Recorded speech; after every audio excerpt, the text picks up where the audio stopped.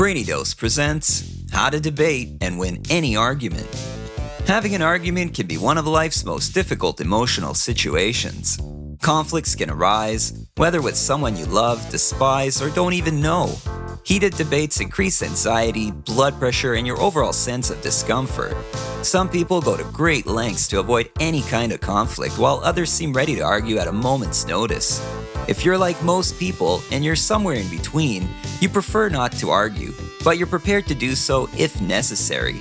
Now the question is, how can you actually win an argument? Number 1. Keep your voice down. An argument is won by the person with the most compelling argument, not with the loudest voice. When debating, as hard as it may be, you should never raise your voice. It's important that you remain calm, because the louder you talk, the louder your opponent talks, and the end result is just a yelling match. Number 2. Get your opponent on your side.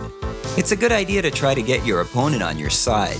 You can do this by making statements that you know they agree with, and you don't even need to use a fact relating to your debate. As soon as your opponent agrees, you have won a psychological battle. You are no longer the opponent, you're a comrade. Number 3. Don't attack. It's not a good idea to blatantly tell your opponent that they are wrong. Instead, you should show that they are wrong through good counter-arguments. Telling a person they are wrong will only annoy them, and it does nothing for your argument, as it is a subjective comment. Well, at least until you can prove it. So be humble in the debate and show goodwill. If you win, it will make you look good, but whether you win or lose, it will make you a worthy opponent nonetheless. Number 4. Refrain from name-calling. As soon as you begin to criticize your opponent, it becomes obvious that you have run out of ways to defend your view, and these types of insults are a sure way to lose the debate. So never resort to name-calling, even if your opponent does. You must attack your opponent's argument, not them as a person. However, if your opponent resorts to this weak attempt to escape the actual debate, it's a clear sign that you are close to victory. Number 5. Appear to be open-minded. Becoming defensive is one of the worst ways to win an argument. Don't let your opponent sense that you're digging into your position without being willing to consider alternatives. If you appear to be giving the other side's position a thoughtful review, then the solution you propose will seem far more sensible. Additionally, your opponent may come to your side without you having to do anything other than listen. By letting your opponent speak, the situation may resolve itself naturally. Number 6. Stick to the subject. When someone begins to lose an argument, it's quite common to see them try to divert the topic to something else, with the hopes that you won't notice their weakness. When this happens, don't fall for it. Return to the original topic immediately. Don't give any time to other topics until you have resolved the one that started the debate in the first place. Number 7. Ask questions. When your opponent states what they believe to be a fact, probe deeper into the fact with questions that are designed to expose its flaws.